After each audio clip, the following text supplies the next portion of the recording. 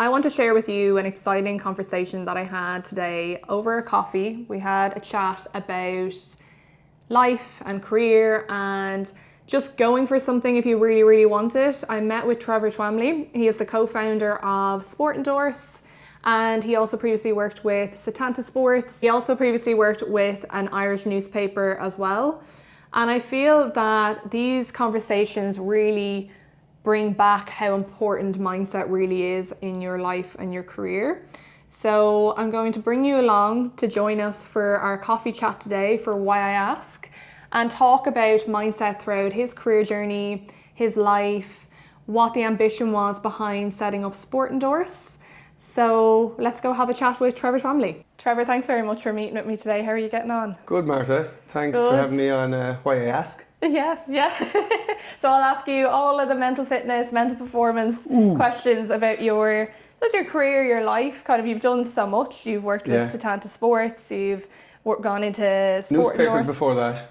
I want to hear all about this. Yeah, So let's get into it, because I'm so interested in people's lives and career and how they navigated, I suppose, things like mental resilience, focus, how you handled pressure, all of that, and like they're big roles that you worked in as well, and then setting up your own business and everything. So talk to me about that.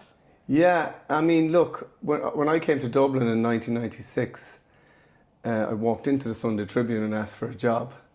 You just walked in? I walked in, and I did my interview walking around the Baggot Street onto McGrattan's and back up again, and I was hired. I'm fascinated by that. I want to say that for a second. So you just walked in and said you wanted a job? It wouldn't be as direct as that. Like, I think my sister knew somebody in accounts. They got me in the door, but I walked in. Okay. And I didn't know what I was good at. I knew I was a people's person. I knew I could talk, and I knew I was a grafter. Yeah. And I think those things was what I backed myself. Okay, so I was a young, early 20, green-eyed Kerry man, and came up, but did that. And you talk about resilience, Martha, and we were on the phones 50, 60 calls a day, talking to people up and down the country, talking about their pain points, their businesses, trying to help them out. And that experience, and then driving around the country to different people, that would have stood to me big time. Yeah. I think all those things, from the Sunday Tribune to when the first Irish sports broadcaster was set up in Setanta Sports, and then on to, I suppose, the evolution of being an entrepreneur with Sport Endorse. Yeah. I think that all guided.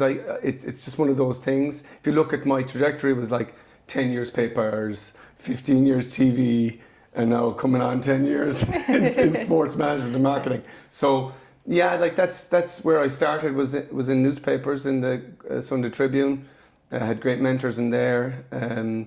God bless him, Jim Farley passed away. He was the MD at the time. He was very encouraging. He was always giving you support. And I think I've always had good people like that in my life, where to keep, back yourself, believe in yourself, and keep going. And that's what I've done.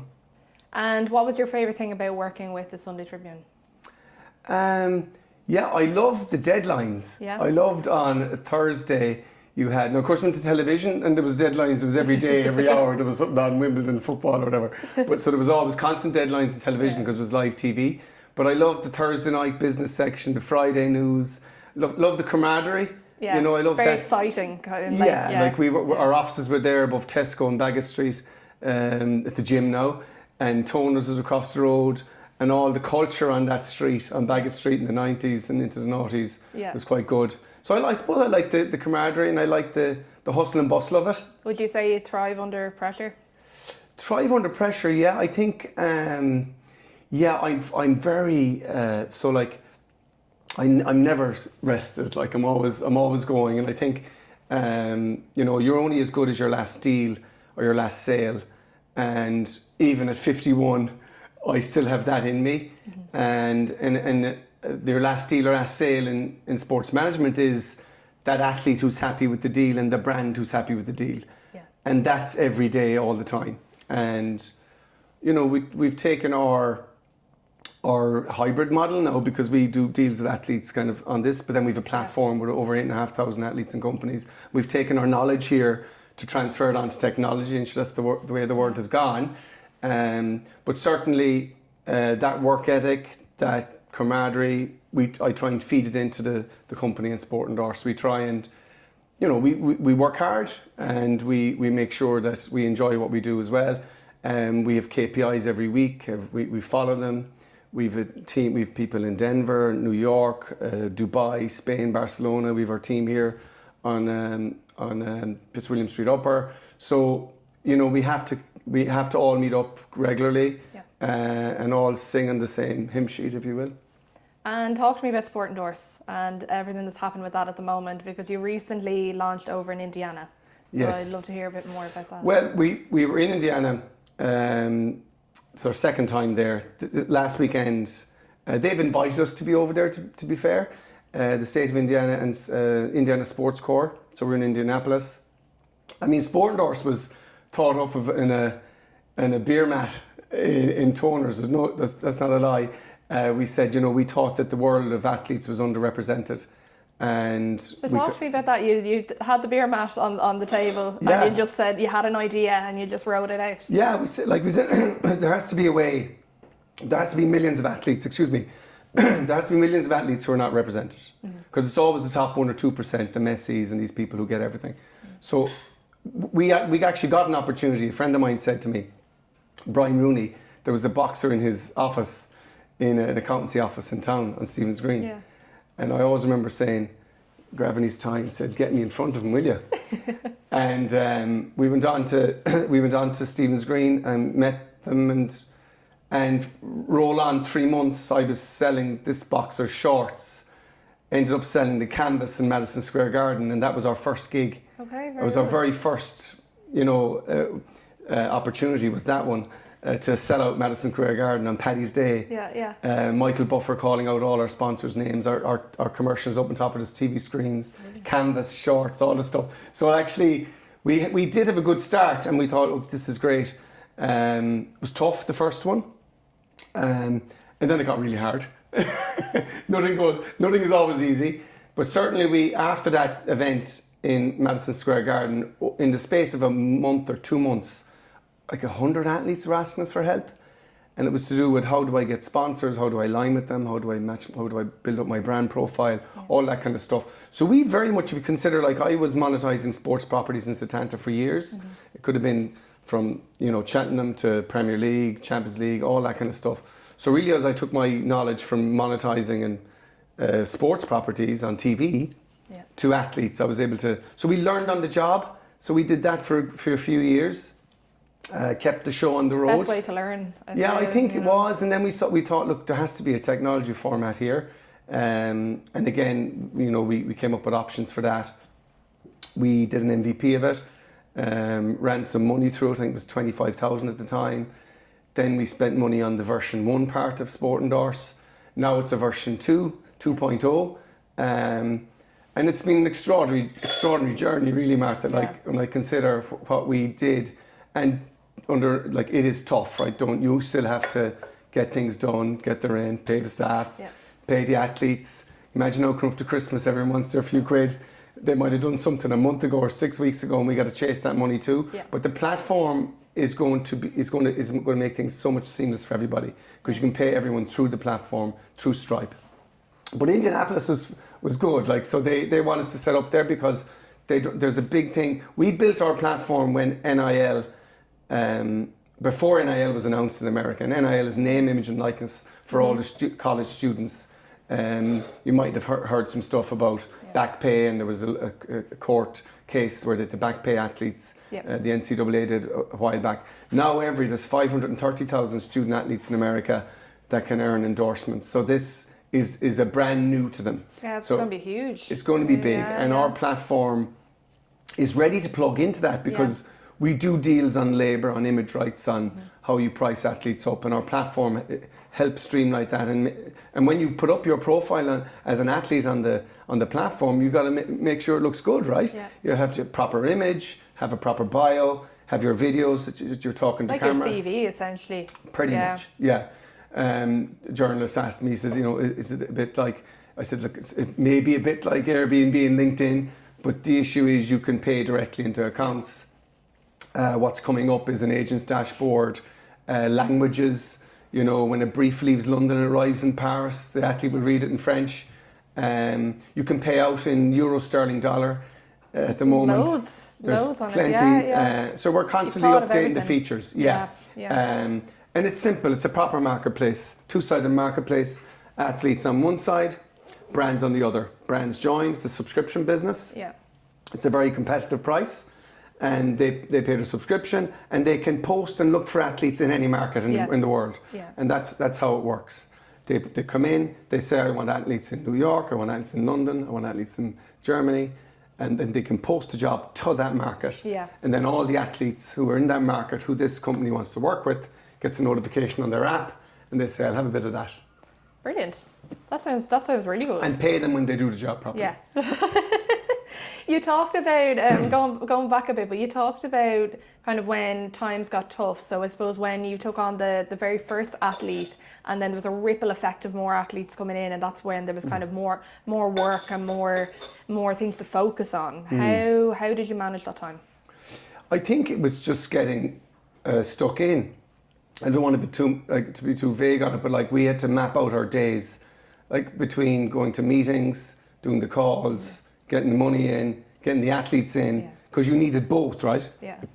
So the natural progression of our business was technology, because how can you manage all those athletes unless you've got technology? So I think it was just managing your day properly.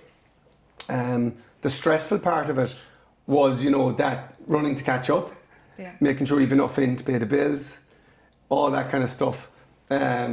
But it's down to graft, and I think you're always being on, you're always on. I don't mind it. I think like when you like what you do, it gets a bit easier. Yeah. I love sport. I love the winning, the losing, the underdog, and I think once you get into that and you speak with like-minded people who like sport and who like, I think it's a bit easier. You have a huge interest in it, and you saw a big gap there in the market as well. And, it is tough for athletes, especially when you're starting off, or if you're not, as you said, like the Messis of this world. It's like you find it very hard then to get representation, kind of, brands on board. They rely a lot on sponsorship, and you're the person to connect them with that. And I think manage their expectations, right? Yeah.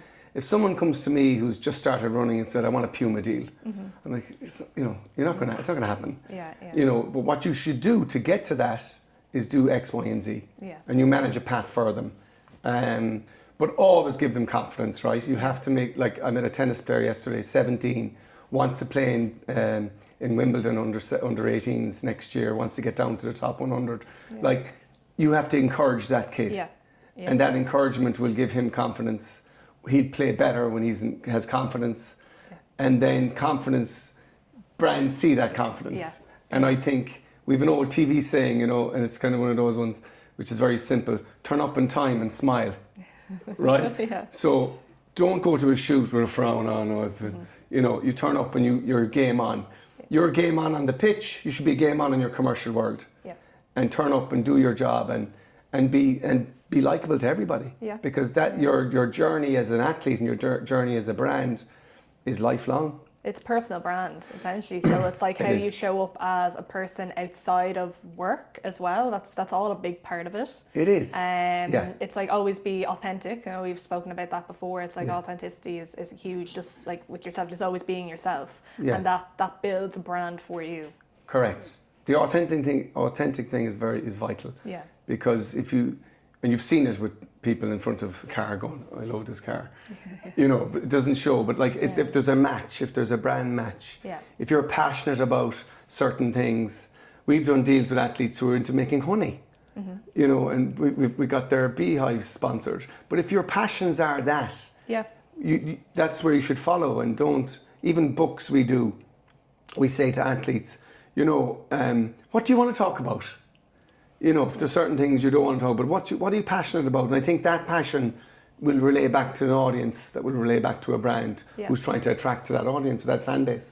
It's interesting with the athlete with the honey, because although it's not sport related, it's related to nature, and I always sustainability. Say, so I always say to athletes that I'm working with, connect with nature, like always connect with that, and like switch off from technology when you can, and kind of just step away from the sport and the career side of it, because if you're always switched on, you can kind of burn out quite easily.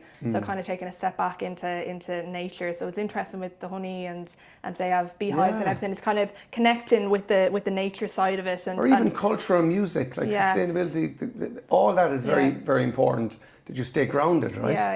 Other athletes are like music, some like honey, some like knives. It's interesting, but I would agree with you there, Martha, that that as part of all of that, to stay grounded and stay in touch with nature, 100%. No, absolutely. How do you feel, I suppose, with your previous roles, right, with the Sunday Tribune and Setanta, with leadership? So would you have been managing teams? I was an ad manager, I suppose, in the Tribune. Grew into that job. Don't know how good I was at it. In Setanta, I was sales director and then commercial director. Again, just monetizing a team of people. I'm not sure. I think my role in Sport Endorse, I'm a founder, so that's obvious. And then CEO, it was bestowed upon me. Declan, my business partner and co-founder, he just said, look, I think you should do that job. I'm still wondering why. But and we have a laugh about it. But certainly, I think leadership is in what you do and what you say, coming to these shows that you're doing and doing that kind of thing, and being quite outspoken. I'm very direct. I think I'm passionate about what I do, and I think that might show or might not show, but certainly, I like being CEO of the company. Good days, bad days, but certainly what we're doing is building this big platform that's going to be global, that is global, and I'm enjoying the organic brands coming in, and I get great kick out of all sorts of athletes getting deals and talent getting deals, and it's not just and connecting with more people as well. Correct. It's all networking and everything, and you're meeting loads of people from the brands and the athletes and everything as well. Like you're very busy, because I know you were talking to me about all your plans today. You're booked out. before Sport Endorse was set up, Martha, I don't think there was 200 metres in Kildare with 2,000 followers getting money. I think what we've done is we've created something that the world now can get something, product, and I think it's incredible. Like I don't think there was anything like that in Ireland, certainly in Europe. So we've gone. You can buy Tom Brady, but now what brands are doing is they're hyper localizing to different towns, and they're picking out people who have 4,000 followers in this town, and they're saying we're going to sponsor them, because we know that they have a great following in that area. It's the community. Like if you want if you want your brand to connect with that particular area, right, that community, you're not looking for the person with the 50,000 followers or more. You're looking for the person who has, I suppose, a lower following, but a community within that following of people who constantly support them and are local to them. And you've seen it yourself with Revive Active. They've came to you and they've said, we like what you're doing and we'd like to work with you, and that's great. It's that's building economy. It's helping you out and helping you grow and do your bits. So that, I think Sport Endorse has done that. And it's also like with when you mentioned Revive, it's like I was using their products well before they reached out. There was the authentic thing again. Yeah, and it really, their products really helped me, because I've spoken about this before, but I would have quite a low immune system, like lower white cells, kind of imbalance between my white cells. So their products actually really helped me in terms of building my immune system. So I've used them for a long time. There's something the Irish lack, isn't it? There's some kind of a IQ, EQ or something. The Celtic gene that is lacking this immune something. I don't know what it is. It's on the box anyway. What I have. But no, their products really helped in terms of like their vitamin C and their vitamin D and everything like that as well, and their focus supplements and everything for when I'm doing things like this. Like they're great products. So it was great to be able to work with them, because I knew their products inside out. and it was something that I used on a daily basis. Yeah. And do you think, Martha, that athletes are more open to finding out about themselves and understanding how they feel, or are we still back in 20 years ago? How do you feel? Is it going this way, or are athletes still kind of reluctant? It's all about training, or do you think they're more in tune with their performance side of their Do you know career? what? It is very slightly moving up. We are coming to a point where people are being more open to coaching and therapy. There is less of a stigma around it. Especially with athletes, they're seeing that there is a huge importance. And I suppose the further they move up the ranks, let's say, or in their career, they're finding now that it's less about how switched on in training I am, or getting 1 or 2 training sessions in every day. It's more about how I can help with confidence building, limiting beliefs, my focus, how can I sharpen that. Connecting more with nature, being more grounded, actually just switching off is actually going to get you further than actually just being switched on all of the time. Yeah. Even stepping away from your phone for 15 minutes a day and just like getting out on a walk with no phone is actually going to help you so much. It's just I am finding, and I know other coaches I've spoken to as well are finding that they're more, people are more open to wanting to be coached about their performance, mental performance and mental fitness. And the whole point of this was to meet people like yourself to speak about, your career and your life and humanize mental fitness. So I suppose off the back of that question, I suppose what tips or techniques have you used in your life that really help with your performance and kind of staying focused but also grounded at the same time? Well, the humble thing is important. Yeah. Staying humble, right? I go to the gym a good bit. Yeah. It gets me that level keel. You can be high or stressed here. I go to the gym, I do that. I have a good family life. Karina and 3 daughters, Aoife, Niamh and Clodagh. So I think it's that balance between, the work, because I'm travelling quite a bit. I'm still kind of a bit jet lagged from Indianapolis in 3 different time zones. I'm still wondering why I'm sleeping at 4 o'clock, nodding off. But I think it's just trying to get that balance between all those things and having a happy balance. And knowing that you're not perfect is important. Gratitude is another one. Yeah. Be grateful for what you have. So staying humble is a big thing. Working hard and having a nice balance as well. You need to relax. Yeah. Even though I work in sports, I go to sport as well. So good friends, good family, good work-life balance. What's your favourite sport? Oh, it's tough. That's a tough question, even though it's a simple question. I suppose my Kerry football has to be right up there. It's great when they win. They were champions last year. So I'm an Arsenal fan, but you could call me a fair weather Arsenal fan. And then Kerry football. And I played basketball, played a bit of football growing up as well. Leinster Senior League up here. So yeah, they're the things really. And of course now I'm a huge Indiana fan. You asked me about Indiana. Have to merge it into that, yes. Yeah, please sorry. So Indiana, they liked our tech, and our tech complements. They don't have the knowledge around NIL really yet. They know it's there, and we've been doing deals with athletes en masse for years. So I suppose they wanted to see us, meet us, make sure we were okay. So we're setting up an entity in Indianapolis. We're hiring a VP of sales and a customer success person. Really, that's what our platform needs, apart from the tech and managing the tech side of it. It needs, operationally, we have all that going on too. But to make the whole thing hum, and you need someone, a customer success person, to make sure that athlete is happy and that the brand is happy. Yeah. You need the sales people to make sure that deal happens for everybody.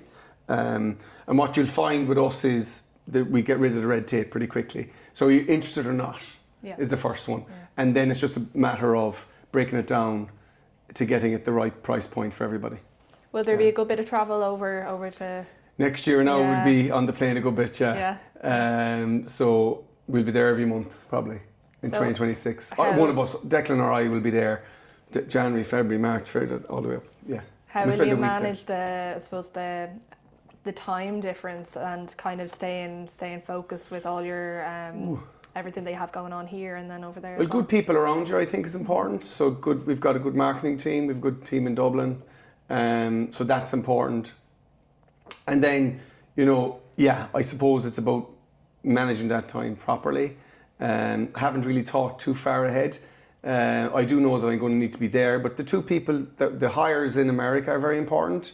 That we get the right people. They have to be Americans as well. Because find me going and carrying man talking, but it's the homegrown people who will get on. Like if you look at America, it's like 50 different countries, right? Indiana is such a huge place. Yeah. So if you go on to Indiana and you do well there, then you pick another state. Yeah. So it'll be about planning it properly next year. What states are we going to target and be nimble when you can. So you're going to connect from Indiana, you're going to connect with the different states while you're there. Yes, and also the colleges. So the colleges need support as well. Yeah. There's, as I said, 530,000 student athletes. There's 35,000 international student athletes that go there that are not getting NIL. But our platform will get them endorsements when they come home. Yeah. So we are solving a big problem for the colleges with the NIL for international students when they come home. They can't make money in America because they're on a scholarship. Yeah. And that's fair enough. But when they come back, and we had it with David Shanahan and the Delata Hotel Group when he was kicking for Georgia Tech, he was doing a shoot above in Rathmines. So this is the thing, if you're a runner from Switzerland, you come home for Christmas, we'll have a brand waiting for you when you come home. And I think so plotting out what you're going to go after, which will be, we're not an NIL platform, we're a sports marketing platform for 280 different disciplines. So professional athletes are there, the student athletes can join. I think the international student athletes is something we can fix pretty quickly based on our knowledge and our skill set. Everyone else will join, I think, in time. And people, if we're going to help athletes in DePaul University, and we're going to, let them know how they can make endorsements or make a few quid on their sponsorship, I think the thing will fly.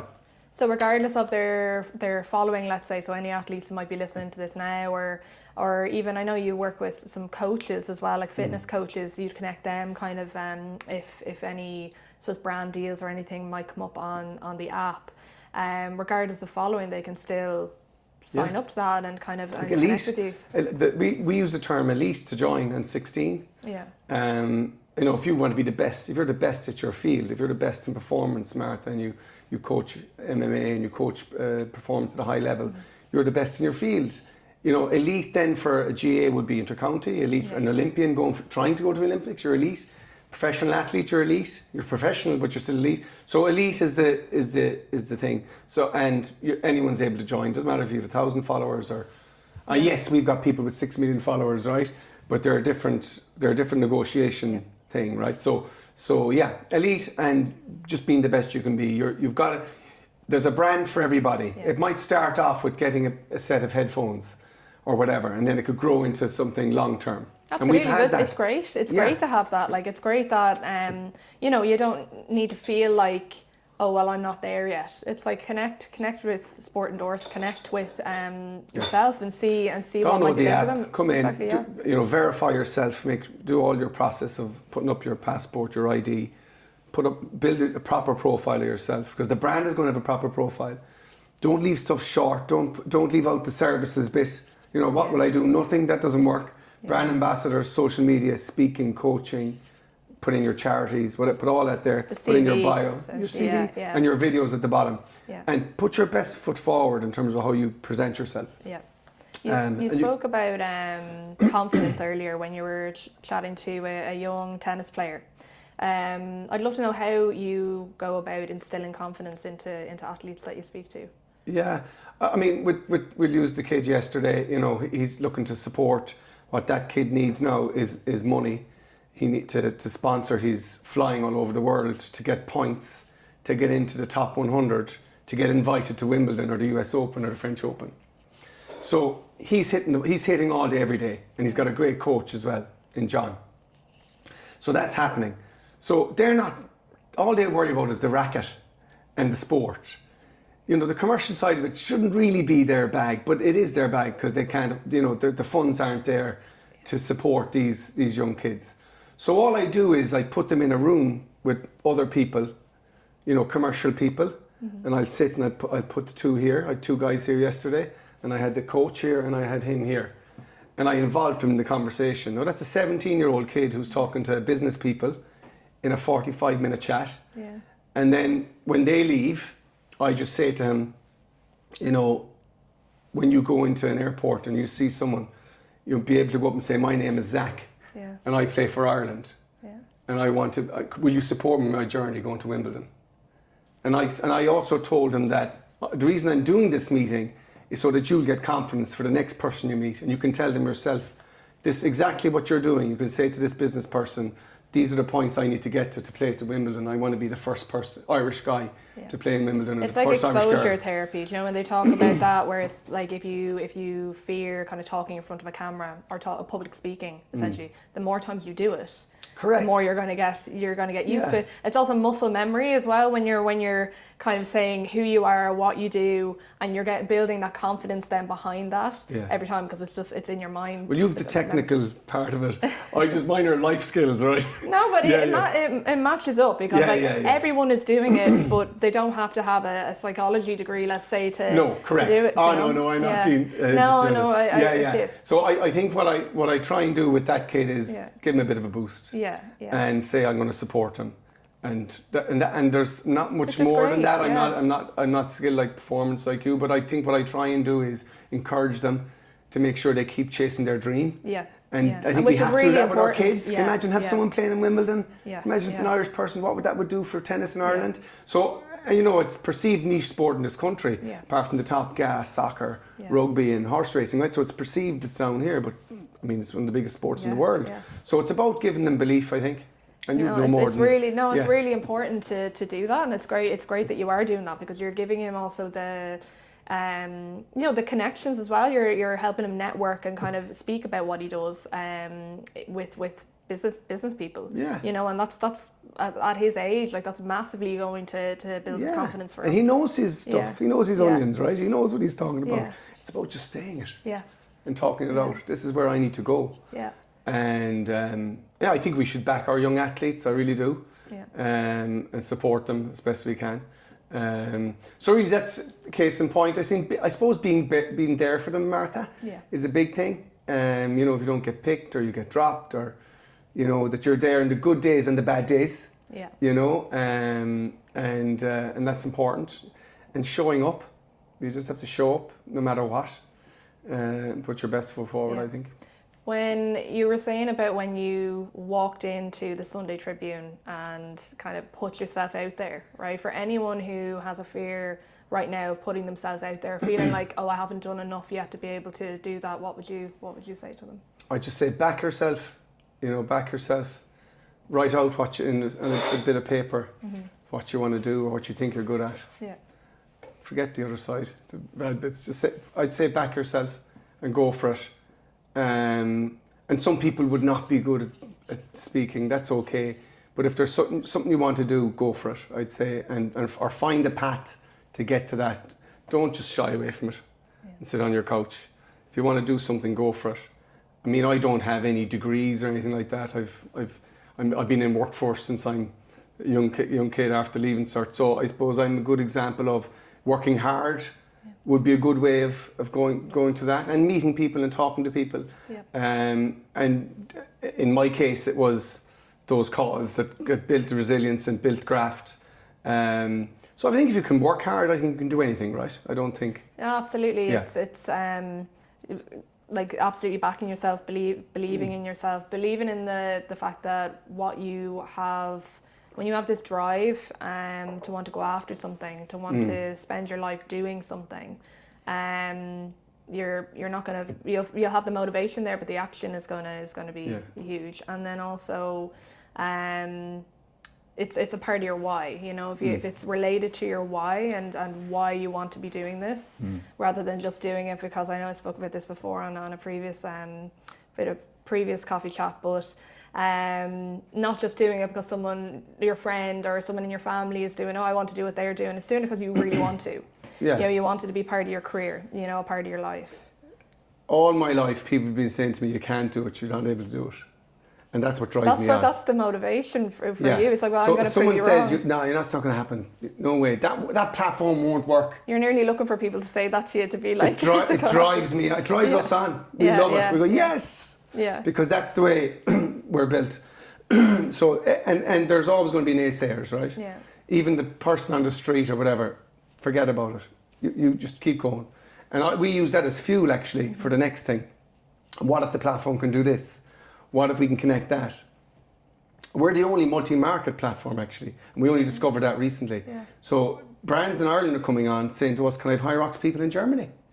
Or China brands are coming in saying, can I have people in London?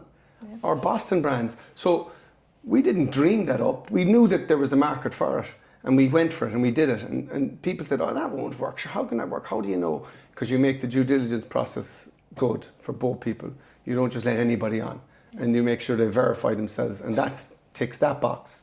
Yeah, because it's more outside of just, I suppose, the sports like the football or the boxers. It's like the High Rocks athletes and the CrossFit athletes. Like you're going to get more and more people from different sporting niches into the platform. Sure, the world has gone mad on fitness. Yeah.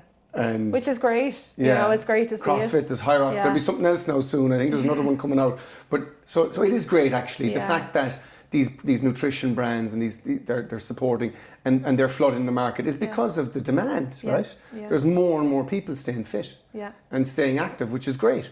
No, it is. It's brilliant, and I love to see it as well. And that's when you find that when you're wanting to go to the next level is when your mindset might start to take a bit of a dip, right? So as I was saying, like with confidence, kind of focus, kind of beliefs that might show up that weren't there at the beginning, motivation that would have been there at the beginning, but then your motivation will dip and you have to rely on your own self-discipline and your why and everything to come in.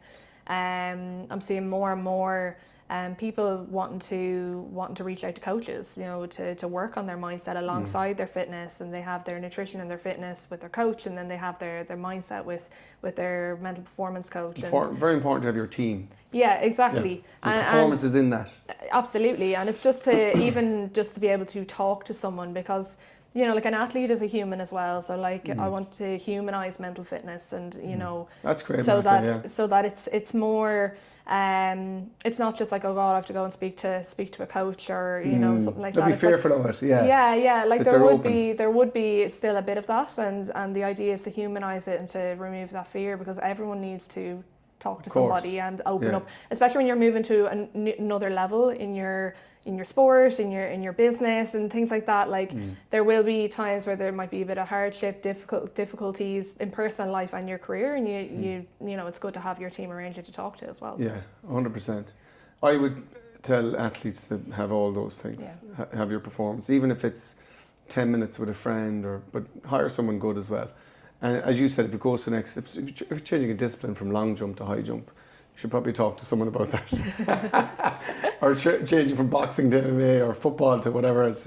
Yeah, when you're changing up, I suppose, like with some athletes, they would retire quite early, you know, and how you navigate retirement as well. That's a big thing. They lose their identity. Yeah, it's an identity shift, and that's when a lot of athletes would need coaches for their mental performance, and just to kind of be able to navigate that time while they move into a different part of that similar niche, like a different sport, or kind of moving into something else, like start a business, or you know, it's still a part of, you know, it's that personal brand that they're building, but also you're not disconnecting from the identity that you had. It's just, remember, it's part of your life, and you're transitioning through it into a new area of your life. It wasn't it Tommy Bowe had kind of pinpointed that quite accurately. I think he said, I used to be Tommy Bowe, the rugby player. Now I'm just Tommy Bowe.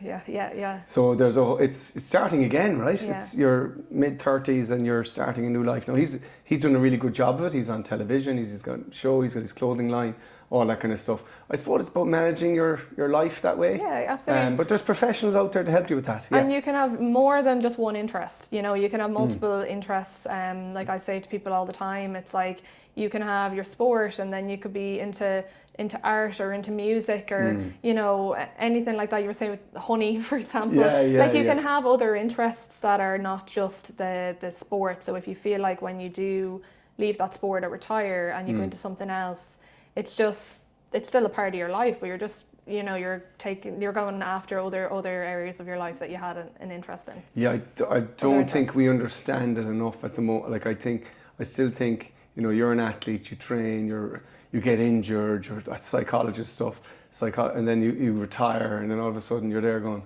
what do I do? I think more needs to be done while they're still in the end of when they finish, to have them set up. It is a difficult journey. I think it's the hardest part for an athlete actually when they retire. Yeah. That actually when they retire and then they aren't doing anything. Now, a lot of the professionals will have something set up, right, if they earn decent money. At the same time, that purpose, it's okay having a coffee shop or a business, right? Absolutely, but you need to have a purpose going forward, and whatever that purpose is that makes you tick, I think. Yeah, absolutely. Trevor, thank you very much for meeting with me for a coffee today. I know you've got other things on today as well, so I do really appreciate you coming in and chatting to me about all of that, all right? Best of luck at everything. Thank you.